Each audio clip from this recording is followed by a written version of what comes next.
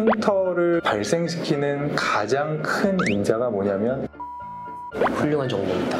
여기서 상품명을 얘기하면 안 되겠죠? 안 될 것 같습니다. 네. 역시 성형외과 선생님 네. 좀 잘생기셨습니다. V라인 멋있습니다. 질문에 없던 멘트가 들어갔는데요. 간들간들입니다 할 때만 요것만 좀. 아까 이거 보고 깜짝 놀랐는데 이거. 그거 좀 마지막에 하셔야 돼요. 안녕하세요. 안녕하세요.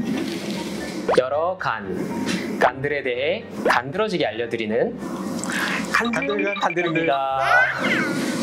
이번 시간에는 성형외과 김병준 교수님을 모시고 상처 치유 어떻게 하면 좋을지 설명을 듣도록 하겠습니다. 안녕하세요, 선생님. 네, 안녕하십니까. 간들간들 회원 여러분이 초대해 주셔서 감사하고요. 저는 서울대병원 성형외과에서 근무하고 있는 김병준이라고 합니다. 반갑습니다. 성형외과 하면 아무래도 네. V라인, 필러 집어넣고 뭐 이런 네. 걸로 네. 알고 있는데 그 선천적인 기형이나 네. 외상이나 화상 등에 의한 후천적인 결손이 생겼거나 할 때 그거를 기능적이고 미용적으로 회복시켜주는 한 외과형 분야를 의미합니다. 재건 성형이 저희 과가 생겨난 기원에 가깝고요. 이제 그러다 보니까 정상인에서도 어떻게 하면 조금 더 이쁘고 조금 더 아름답게 할 수 있을까라는 고민에서 미용 성형외과가 생겨나게 된 거죠. 그래서 머리끝에서 발끝까지 발생한 어떤 그런 기형이나 원래 정상 외모이지만 좀 더 아름답게 하기 위해서 노력하는 외과형 분야라고 생각하시면 됩니다. 역시 성형외과 선생님 네. 좀 잘생기셨습니다. 아닙니다. 어떻게 네. 하면 상처가 빨리 아물고 뭐 이런 네. 원칙 같은 게 있을까요? 의사가 어떻게 하면 조금 더 빨리 낫고 상처를 최소화할 수 있게 도와주는 역할을 하는 거죠. 상처가 기본적으로 이제 감염이 되거나 더러워지면 안 되고요. 염증이 생기거나 그렇게 되면 치유가 되는 과정이 늦어지게 되면서 결국은 나중에 미운 상처, 네. 큰 흉터가 남게 되는 거죠. 그리고 상처를 봉합하거나 할 때 세게 꼬매게 되면 다시 벌어지려는 힘 때문에 안 좋아질 수가 있기 때문에 상처를 봉합하는 과정에서도 최소한 긴장이 걸릴 수 있도록 또 조치를 취해야 되는 게 있습니다. 적당한 힘으로. 그렇죠. 드레싱이라는 게 사실 네.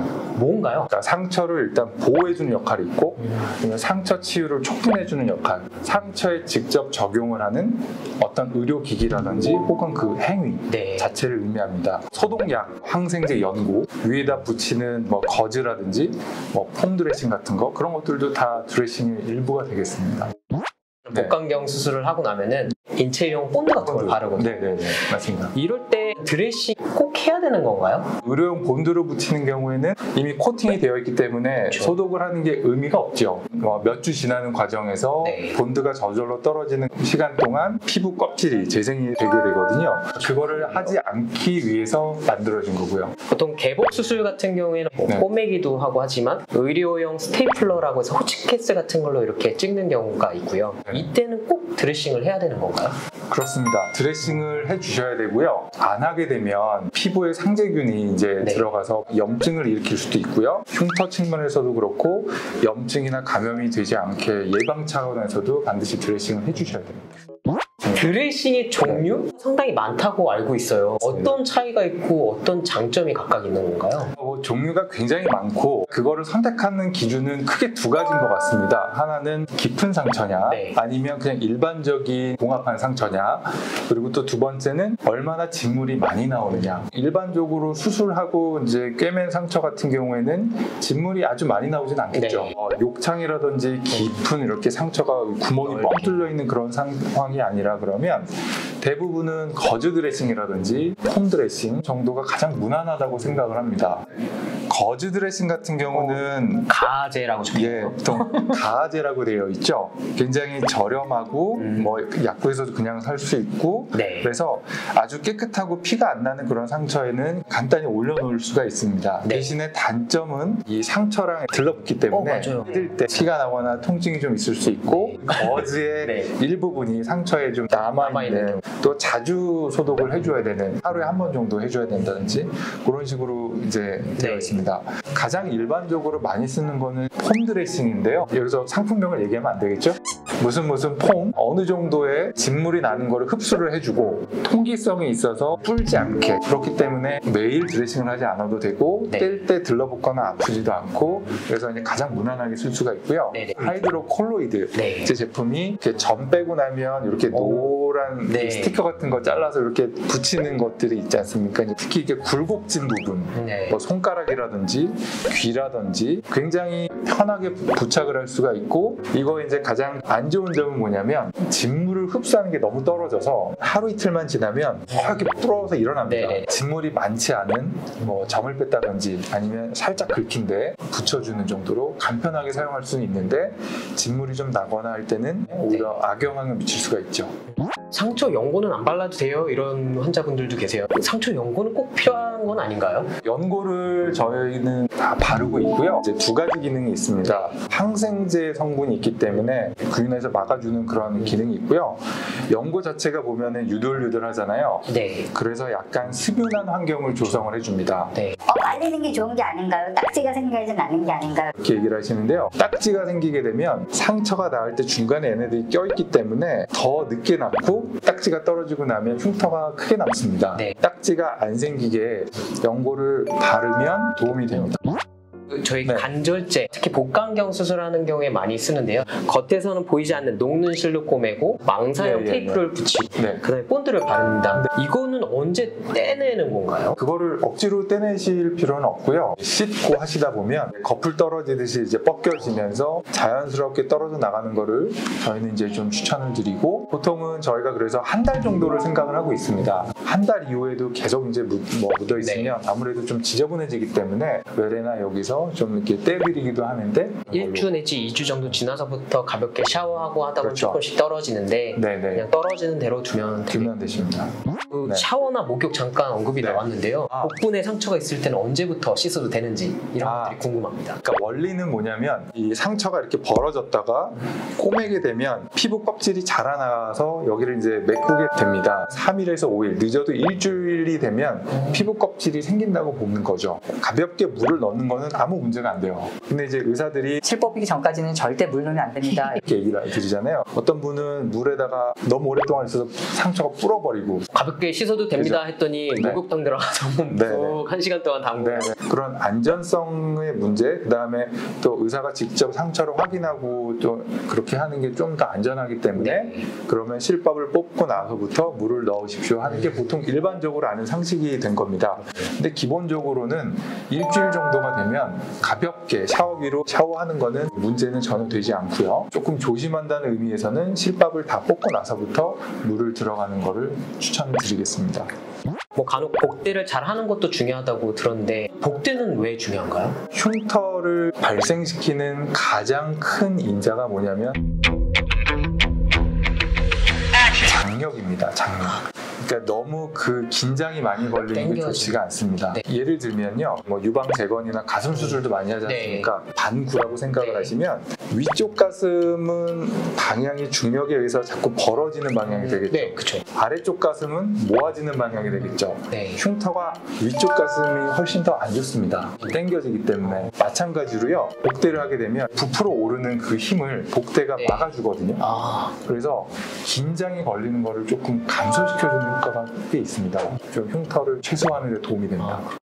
안타깝게도 또 흉터가 네. 남는 경우도 있을 수 있잖아요. 그렇죠. 예. 이미 이렇게 흉터가 생기고 나서 네, 그렇죠. 흉터를 좀 최소화시키고 없애주는 이런 약이나 치료제 이런 게 있을까요?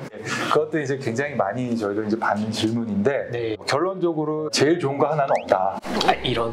그게 있었으면 나머지는 다 사용이 안 됐겠죠. 나쁘게 얘기하면 어느 거 하나도 아주 뛰어난 건 없는 거고요. 또 다른 의미로 하면 부위별로 상황에 따라서 달리 네. 저걸 하는 겁니다. 제일 많이 사용하는 게 흉터 연고 붙이는 실리콘 슈트 제품들이 있고요. 안 하시는 것보다는 하시는 게 어느 정도 효과는 있다. 도움이 되는 게 많네요. 이론적으로는 도움이 되고요. 절반 정도라고 생각을 합니다. 절반 정도는 좀 도움을 받으시고요. 절반 정도는 그냥 마음의 평화를 위해서 그냥 하는데, 실제로 보면 저희가 좋아졌다라고 이제 얘기를 하시는 분들이 많은데, 네. 한 절반 정도는 그거를 발라서 좋아진 게 아니고, 어렸을 때 다쳤던 상처는 보면 굉장히 뭐 희미해져 있거나 네. 하얗게 이렇게 있잖아요. 근데 시간이 지나면 6개월, 1년이 경과하면 저절로 좋아지는 게 또 굉장히 큽니다. 네. 언제부터 하는 게 좋은 건가요? 기본적으로는 이제 실밥을 다 제거한 상태에서 혹은 의료용 본드를 네네. 떨어지고 난 이후부터 아. 적용하시면 됩니다. 어느 정도 다 1차적으로 해결이 네. 다 된 이후에 바르기 시작하는 거군요. 네, 맞습니다. 상처가 심하게 남는 분들도 계세요. 켈로이드, 네네. 기후성 반응 이런 분들은 이걸 어떻게 예방하거나 흉터 연고 혹은 붙이는 제품을 바르면 좀 나아질 수가 있나요? 포인트는 뭐냐면 켈로이드하고 비후성 반응 다릅니다. 이거는 비후성 반응입니다. 네. 그러니까 수술 부위에 분명히 튀어나왔고 넓어져 있고 하지만 수술한 그 부분에서 튀어나온 네네. 거인데요. 켈로이드는요, 그 정도를 벗어납니다. 수술한 부위는 여기인데 거기서 옆으로 계속 퍼져나갑니다. 이제 가슴 부위에 네. 보면 개 모양으로 이 보면 개 네네. 모양처럼 보이세요? 키토산 할 때도 그 있습니다. 그래서 켈로이드인가요? 켈로이드가요. 그래서 개 모양으로 이렇게 번져나가는 그런 모양이기 때문에 하는데요. 켈로이드는 굉장히 체질적인 게 많고요. 유전이 됩니다. 그래서 칼을 대고 수술을 해서 네. 좀 좋게 만들면 오히려 더 번지기 때문에 이거는 절대 칼 대고 수술하면 안 되는 게 원칙입니다. 비후성 반응 같은 경우는 나중에 저희가 적절한 흉터 성형술 같은 것을 통해서 네. 좀 호전이 가능합니다. 비후성 반응이나 켈로이드 모두 다 흉터 연고라든지 흉터를 줄여줄 수 있는 스테로이드 주사가 있습니다. 아니면 실리콘 시트 제품이라든지 그런 것들이 꽤 도움이 됩니다. 간이식 환자분들 같은 경우에는 개복하에 하는 경우가 훨씬 많기 때문에 네. 상처도 크고 약들도 많이 써요. 스테로이드라는 약이 또 네. 흉터를 좀 잘 안 아물게 한다고 알고 있는데 일반적인 환자와 간이식 환자에서의 흉터 좀 다른가요? 원래 저희가 상처가 벌어지고 나서 정상적으로 이제 치유되는 과정 중에 염증 세포들이 안으로 들어가서 이물질이라든지 그런 것들을 좀 잡아먹고 해서 깨끗하게 청소해주는 그런 기간이 있거든요. 스테로이드를 사용하게 되면 또 항염증 작용이 있잖아요. 그래서 정상적인 상처의 치유 과정으로 못 넘어가고 만성적으로 상처가 잘 벌어지기도 하고요. 트기도 하고 네. 그다음에 넓어지고 좀 그런 뭐 문제들이 좀 있죠. 이거를 그러면 간이식 환자에서 좀 더 특별하게 조치를 할 수 있는 그런 거는 따로 없을까요? 생명이 가장 중요하기 때문에 저희가 흉터 때문에 그 약을 줄이거나 할 수는 네. 없지 않습니까? 그래서 그게 우선적으로 돼야 될 것 같고 이런 흉터를 연구한 성형외과 의사들이 좀 더 줄여줄 수 있게 저희가 좀 더 열심히 연구를 하고 있는 중이고요. 사실 흉터 이것도 네. 정신적으로 스트레스가 심하게 오는 사람들도 많이 있거든요. 예. 성형외과 선생님께서 네. 많이 도와주시면 정말 도움이 많이 될 것 같습니다. 마지막으로 환자 그리고 네. 보호자분들에게 네. 당부의 말씀 이런 건 좀 알아주셨으면 좋겠다 이런 내용이 있을까요? 정말 많이 좀 힘드실 것 같습니다. 이제 건강한 사람들도 살기가 쉽지 않은 세상인데요.